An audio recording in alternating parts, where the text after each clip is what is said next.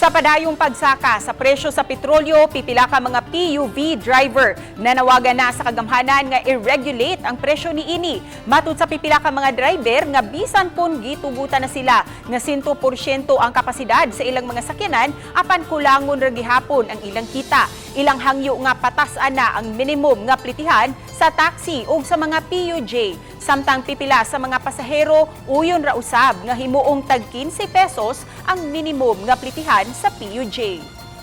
Patasaan sa daan mo ang kuan, amuang litihan man ba kay nagmahal ang gasolina, mahal kayo? Pahit kayo, sus, may pamupan yun kay pahit kayo biyahe sad, mingaw na kayo sad.